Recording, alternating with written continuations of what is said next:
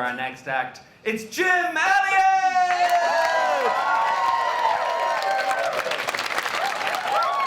Thank you all very much. Thank you all very much for coming. You all look lovely. You could have made more effort, but all right, the rest of you look great. Anyway, hi everybody, my name is Jim. As you can tell from the accent, I'm not from around here. I'm the only American on the show. Are there any Americans in the room? Yeah. I don't know how long you've been here, but if you just got in, I'm going to give you the same advice I give all my American friends when they come visit me, and that is go to the Irish pubs, go to any pub, and just sit down and shut up. Because one, your voice is annoying. They hate hearing it. Okay, so listen to them laugh. There's no punchline there. But anyway. That was a little bit too much, but okay.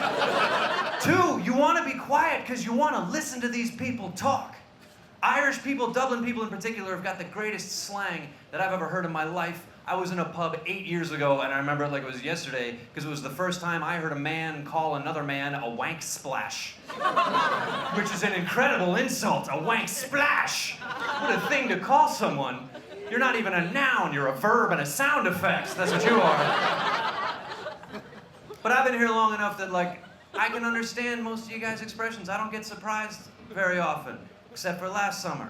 I did get surprised. Here's what happened. My wife and I went to Italy for 2 weeks, had a wonderful time, come back to Dublin, I go into work, I see a woman I haven't seen in a little while. She hits me with this phrase. She goes, "You must have been away the color of you."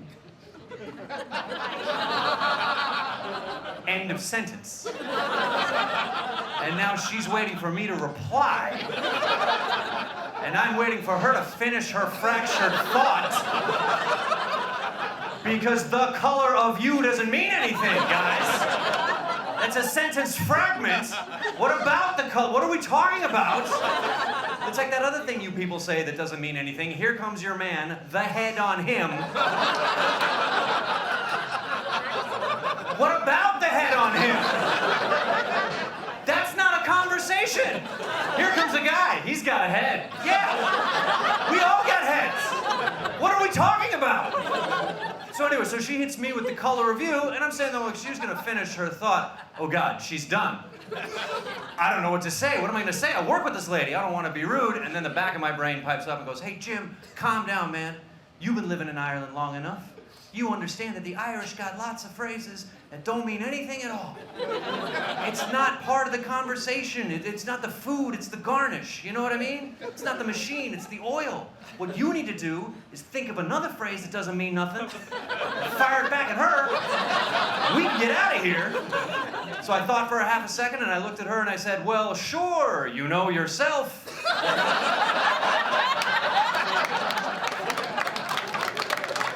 That is a versatile phrase. Sure, you know yourself. You can say it to anybody.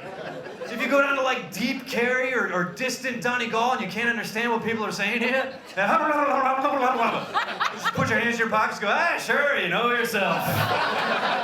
What a fascinating conversationalist this American fellow is. You can say it to anybody, even when it's awkward. You can get pulled over by the cops and they're like, "All right, do you know how fast I got you going back there?" "Ah, sure, you know yourself." So that's what I hit her with. I hit her with "sure, you know yourself," but it bounces right off her. She's still looking at me like it's still my turn to talk, and I had nothing. I don't have a good ending to this story. I just pretended I had to be somewhere. So I was like, "Oh man, look at the time, color of you too," and I ran away from her. And I got away from her and I called my wife, who is from Dublin, so she speaks y'all's bullshit fluently. And I'm like, "I just got told the color of me. What the hell does that mean?" My wife is like, "Calm down. Americans, if you ever get told the color of you, you need to know it's a compliment. All right? If somebody says the color of you, it's a compliment. What it means is you've clearly been somewhere where sometimes the sun comes out for more than one day. You've got that lovely post-vacation tan, the color of you, a compliment. I get it now. I will say, it is kind of a compliment that could only have been invented in a society made up of nothing but white people. Because I'm originally from Washington, D.C., and in my hometown, the color of you? Not a compliment, man. Not coming from me, it ain't. Not something I'm just gonna drop on a waiter. Here's your menu, and here are the specials. Thanks, color of you.